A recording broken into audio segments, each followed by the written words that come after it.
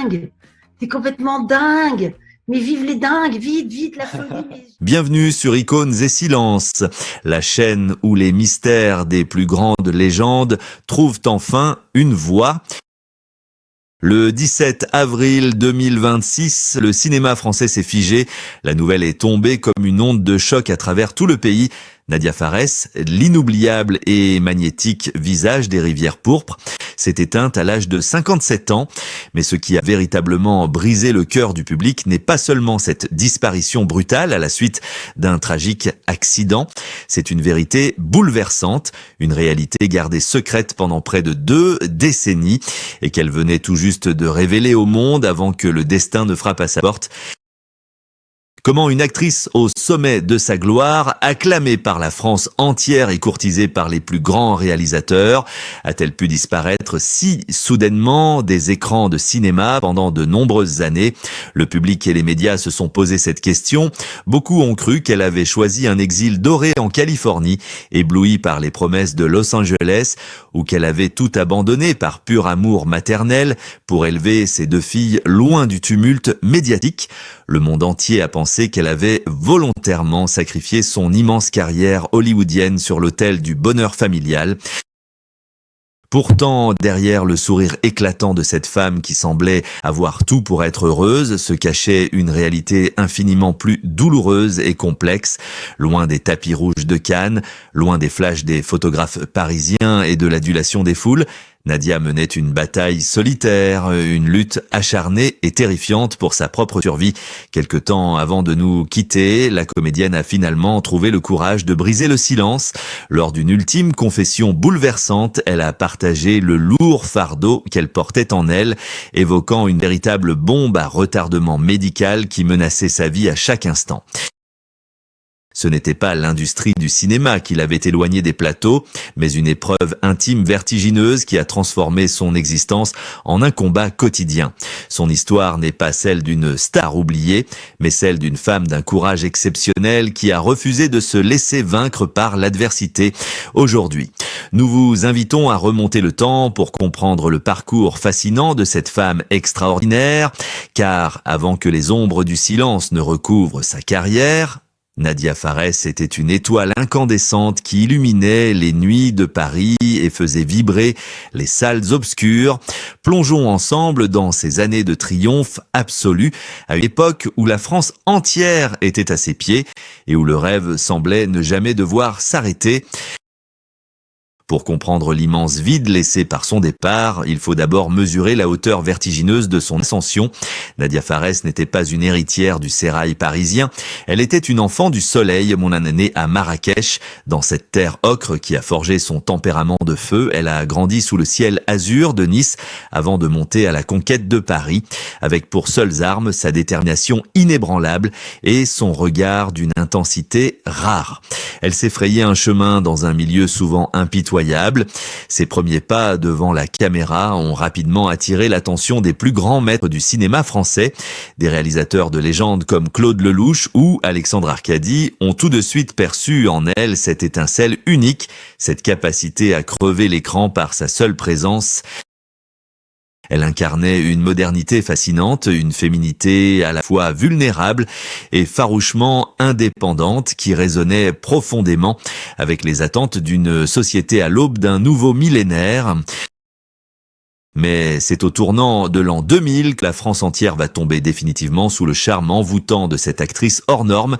Avec la sortie du thriller magistral Les rivières pourpres, le destin de Nadia bascule dans une autre dimension, aux côtés des géants Jean Reno et Vincent Cassel.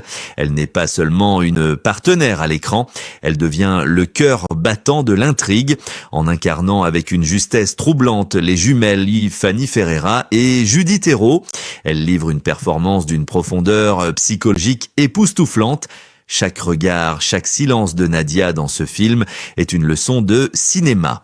Le public français, d'abord captivé par l'enquête, finit par être totalement hypnotisé par son aura mystérieuse. Le film est un triomphe phénoménal. Et du jour au lendemain, son nom est sur toutes les lèvres. Elle n'est plus seulement une étoile montante, elle est couronnée reine d'un cinéma français en pleine réinvention. La consécration se poursuit avec éclat lorsqu'elle porte sur ses épaules le film d'action flamboyant Nid de guêpe, sous la direction magistrale de Florent Emilio Siri. Dans ce rôle physique et exigeant, elle prouve qu'elle peut tout jouer, refusant d'être enfermée dans une seule case, dans cette France du début des années 2000, une époque marquée par une soif de renouveau et d'authenticité. Le visage de Nadia agissait comme un miroir dans lequel toute une génération de femmes pouvait se reconnaître. Elle n'était pas la muse passive d'un réalisateur, elle était une force agissante, une actrice qui imposait le respect par son seul talent. La France l'aime d'un amour sincère. Les magazines s'arrachent son visage et les portes d'Hollywood commencent à s'entrouvrir pour l'accueillir. À ce moment précis de sa vie, Nadia possède tout ce dont une artiste peut rêver. Cependant, sous les feux aveuglants des projecteurs et l'euphorie des premières grandes victoires, la pression d'être constamment scrutée et le tourbillon d'une industrie qui dévore l'âme pesaient lourdement sur ses épaules.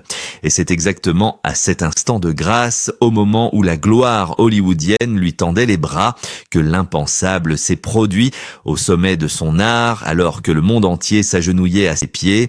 Nadia Fares a soudainement déserté les tapis rouges.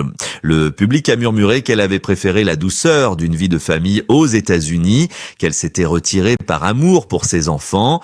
Mais ce que personne ne pouvait imaginer, c'est que cette décision déchirante dissimulait en réalité l'une des luttes les plus terrifiantes qu'un être humain puisse affronter. Qu'a-t-elle réellement caché au monde pendant toutes ces années de silence californien? La réponse, aussi cruelle qu'injuste, va transformer cette icône du cinéma en une véritable héroïne du quotidien. Lorsque les lumières d'Hollywood ont commencé à briller pour elle, Nadia Fares a fait un choix qui a stupéfié le monde du cinéma. Elle a quitté l'effervescence des plateaux parisiens pour s'installer sous le soleil brûlant de Los Angeles, aux côtés de son mari, le producteur américain Steve Chasman. Elle semblait avoir trouvé un havre de paix. La naissance de ses deux filles, Shanna et Cilia, est venue couronner ce tableau idyllique. Pour le public et les médias, l'histoire était simple et belle, celle d'une immense star qui, par amour, avait décidé de refermer la page de la célébrité pour se consacrer corps et âme à sa famille. Elle avait affirmé qu'aucun rôle ne pourrait la détourner de son foyer, acceptant avec une sérénité apparente de voir son nom s'effacer doucement des affiches. Le cinéma français a continué de tourner sans elle, l'oubliant peu à peu avec la cruauté silencieuse qui caractérise souvent l'industrie du divertissement. Mais ce décor californien, si parfait en apparence, cachait en réalité un huis clos angoissant. C'est en 2007 que le ciel s'est effondré, loin des caméras, dans le silence froid des cabinets médicaux. Le diagnostic est tombé comme un couperet. Les médecins lui ont découvert un anévrisme cérébral. Dans ses propres mots, livrés bien plus tard avec une émotion poignante. Elle portait en elle une véritable bombe à retardement qu'il fallait traiter de toute urgence. Du jour au lendemain, la vie de rêve s'est transformée en un cauchemar éveillé. La menace d'une rupture fatale planait au-dessus d'elle à chaque instant, transformant ses journées et ses nuits en une attente insoutenable. L'actrice invulnérable qui réalisait ses propres cascades sur les écrans devait désormais affronter la fragilité extrême de sa propre existence humaine. Ce qui rend son parcours d'autant plus bouleversant, c'est l'incroyable dignité avec laquelle elle a mené cette guerre. Pendant 4 longues années, Nadia a subi pas moins de 3 interventions chirurgicales cardiaques majeures. Son corps, qui autrefois instrument de son art et de sa gloire, est devenu un champ de bataille intime. La douleur physique, l'épuisement moral et l'incertitude terrifiante du lendemain étaient son lot quotidien. Pourtant, elle n'a rien laissé paraître, elle a protégé ses filles, elle a protégé son public, s'enfermant dans un silence absolu pour ne pas susciter la pitié. C'est ici que réside la véritable tragédie de son absence. Pendant que les spectateurs se demandaient pourquoi elle ne tournait plus, la femme derrière l'icône se battait avec l'énergie du désespoir pour obtenir le simple droit de voir ses enfants grandir. L'industrie du cinéma l'avait peut-être mise de côté, mais Nadia menait le rôle le plus difficile et le plus vital de sa vie. Après des années de souffrance silencieuse, sa résilience exceptionnelle a fini par payer. Tel un phénix refusant de se laisser consumer par les flammes de la maladie, Nadia s'est relevée pour reconstruire ce cœur meurtri par les opérations. Elle s'est imposée une discipline de fer, trouvant dans la natation un sanctuaire de guérison. 4 fois par semaine, elle plongeait dans l'eau pour se réapproprier son souffle, sa force et sa liberté perdue. Elle avait triomphé de la maladie et l'heure du grand retour avait enfin sonné. Elle était prête à reprendre sa couronne et à raconter sa propre histoire. Mais le destin, dans sa cruauté la plus absolue, avait écrit un tout autre scénario pour son dernier acte, un dénouement tragique qui allait transformer son triomphe personnel en un drame insoutenable. La victoire semblait enfin totale et la lumière perçait à nouveau les ténèbres. Après avoir bravé la mort dans le secret le plus absolu, Nadia Fares préparait avec une passion dévorante son grand retour sous les projecteurs pour maintenir ce cœur miraculé qui battait de nouveau au rythme de ses ambitions artistiques. Elle avait fait de l'eau son alliée la plus fidèle. La natation n'était pas seulement une activité physique pour elle, c'était un véritable rituel de renaissance, une thérapie vitale. 4 fois par semaine, elle glissait à travers les lignes d'eau, chaque mouvement la rapprochant un peu plus de son public, de ses plateaux de tournage tant aimés et de cette vie de cinéma qu'elle avait dû mettre douloureusement entre parenthèses. Mais le destin possède parfois une ironie d'une noirceur insoutenable. En ce maudit mois d'avril 2026, alors que le printemps enveloppait Paris d'une douceur nouvelle, la tragédie a frappé sans le moindre avertissement dans la tranquillité d'un bassin de la capitale lors d'une de ces séances d'entraînement qui symbolisait sa résilience et sa victoire sur la maladie. Le fil de son existence s'est brusquement rompu. Un incident médical foudroyant a plongé la comédienne dans un profond coma, figeant le temps et retenant le souffle de tous ceux qui l'aimaient profondément. Malgré l'intervention rapide des secours et les prières silencieuses de tout un pays, le 17 avril, l'inacceptable nouvelle est tombée, plongeant la France entière dans un abîme de tristesse. L'eau, cet élément vital qui devait sceller sa guérison corporelle, est devenu le théâtre silencieux de son dernier acte, la privant de la scène finale qu'elle méritait tant. Le coup est d'une brutalité inouïe, non seulement pour ses admirateurs dévoués, mais surtout pour ses 2 filles, Shana et Cilia, brisées par le chagrin face à cette perte insensée. Elles ont livré au monde des mots d'une justesse déchirante, rappelant avec émotion que si la France pleurait la disparition d'une immense artiste, elle venait avant tout de perdre une mère exceptionnelle, le monde du cinéma, qui s'apprêtait à célébrer la renaissance de son icône, s'est réveillé douloureusement orphelin. La tragédie est d'autant plus cruelle que Nadia touchait enfin au but. Elle s'apprêtait à réaliser son rêve le plus cher, celui de diriger et d'écrire son tout premier long métrage. Cependant, au moment même où les larmes coulaient sur le visage d'une nation en deuil et que les hommages vibrants affluaient de toutes parts, un document bouleversant a ressurgi de la mémoire immédiate. Quelques semaines seulement avant ce dénouement fatal, sentant peut-être l'urgence viscérale de raconter sa propre vérité, Nadia avait accordé une ultime confession à la presse, rompant enfin 20 années d'un silence absolu et protecteur que contenait cette déclaration inespérée, livrée courageusement juste avant que la mort ne l'emporte à jamais. Les mots qu'elle nous a laissés en héritage, vibrant d'une sincérité poignante, vont remettre en question tout ce que vous pensiez savoir sur le véritable prix de la gloire. En janvier 2026, à peine 3 mois avant que le destin ne referme tragiquement le livre de sa vie, Nadia Fares a décidé qu'il était temps de reprendre le contrôle de sa propre histoire. Dans les colonnes du magazine Gala, à l'âge de 57 ans, elle s'est livrée avec une vulnérabilité et un courage qui ont bouleversé la France entière. Ce n'était pas une simple interview de retour, c'était un acte de libération, un cri du cœur longtemps étouffé. Assise face aux journalistes, elle a enfin dévoilé le visage de cet ennemi invisible qui l'avait séquestré loin des écrans. Elle n'a pas pointé du doigt un réalisateur abusif, un producteur tyrannique ou un contrat trompeur, car son bourreau était bien plus intime, insidieux et implacable. Avec une lucidité désarmante, elle a nommé ses véritables démons. Elle a parlé de cet anévrisme cérébral, cette épée de Damoclès constamment suspendue au-dessus de sa tête et de ces 3 interventions cardiaques qui avaient fait de son corps un douloureux champ de bataille. Pendant des années, l'industrie l'avait cantonnée au rôle d'une gloire du passé, une mère au foyer exilée, silencieusement transformée en lointain souvenir, sans jamais chercher à comprendre la vérité. Mais ce jour-là, Nadia a brisé le miroir des illusions. Elle a raconté l'angoisse des nuits sans sommeil, la terreur sourde de ne pas voir le soleil se lever, et cette volonté féroce, presque surhumaine, de survivre uniquement pour Shana et Cilia.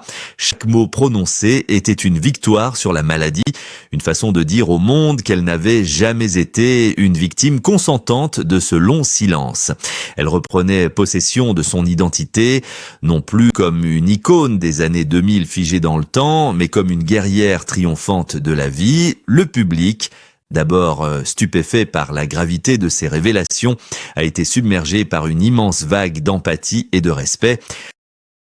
Les médias, qu'il avait parfois oubliés avec une certaine légèreté, ont soudainement mesuré la grandeur et la dignité de cette femme qui avait affronté la mort dans la plus grande des solitudes. Mais ce qui rend cette ultime confession si poignante et qui arrache des larmes à ceux qui l'écoutent aujourd'hui, c'est l'espoir incandescent qui l'animait à cet instant précis. Nadia ne regardait pas en arrière avec amertume. Elle était entièrement tournée vers la lumière de l'avenir. Elle a profité de cette tribune pour annoncer son grand retour, non pas seulement devant la caméra, mais en tant que créatrice absolue. Elle préparait son premier long métrage en tant que réalisatrice et scénariste, un projet viscéral soutenu par les studios TF, dont le tournage devait débuter en septembre de cette même année. Elle tenait enfin sa magnifique revanche sur la vie, prête à renaître de ses cendres et à offrir au public la quintessence de son art. Hélas, ce chef-d'œuvre tant espéré restera à jamais inachevé, cruellement emporté par les eaux froides d'un bassin parisien. Cette révélation poignante, livrée à la lisière de la mort, résonne aujourd'hui comme un testament spirituel qui soulève des questions vertigineuses sur notre propre humanité. Aujourd'hui, alors que le rideau est tombé de la manière la plus cruelle qui soit sur la vie de Nadia Fares, son histoire résonne bien au-delà des frontières du cinéma français. Son parcours nous confronte à une réalité douloureuse et nous pousse à une profonde introspection sur notre propre rapport à la célébrité. Que se passerait-il si l'industrie du divertissement choisissait enfin de traiter ces icônes comme des êtres humains vulnérables, plutôt que comme de simples produits jetables qu'elle encense avant de les abandonner à la première faiblesse? Sommes-nous vraiment prêts, en tant que public, à écouter la détresse de nos idoles avant que les lumières ne s'éteignent définitivement? La tragédie de Nadia n'est pas seulement un drame individuel, elle est le reflet silencieux de tant d'autres artistes qui ont été oubliés, de ces étoiles filantes, contraintes de dissimuler leurs blessures derrière des sourires de façade pour continuer à exister dans l'œil impitoyable des caméras. En menant son combat dans l'ombre pendant 2 décennies, elle a prouvé que la véritable force ne réside pas dans l'invincibilité affichée sur les affiches de films, mais dans le courage de se battre chaque jour pour sa propre survie. L'industrie hollywoodienne et française a peut-être perdu une actrice, mais le monde a découvert une femme d'une résilience absolue. En partageant son secret si intime peu de temps avant de nous quitter, elle nous a offert son héritage le plus précieux. Son silence prolongé n'était pas une capitulation, mais un bouclier pour protéger ceux qu'elle aimait le plus au monde. Il est de notre devoir aujourd'hui de faire en sorte que cette voix tragiquement retrouvée ne s'éteigne plus jamais. Nous devons écouter, non seulement pour nous souvenir de l'artiste majestueuse qu'elle était, mais pour changer notre regard sur ceux qui font battre le cœur de notre culture, comme elle l'aurait peut-être murmuré avec cette élégance indomptable qui la caractérisait tant. Je ne cherche ni la pitié, ni le pardon des autres. Je souhaite simplement que mon histoire soit enfin racontée avec ma véritable voix. Merci de l'avoir écoutée avec nous sur Icônes et Silence. Prenez soin de vous et n'oubliez jamais de regarder au-delà des apparences.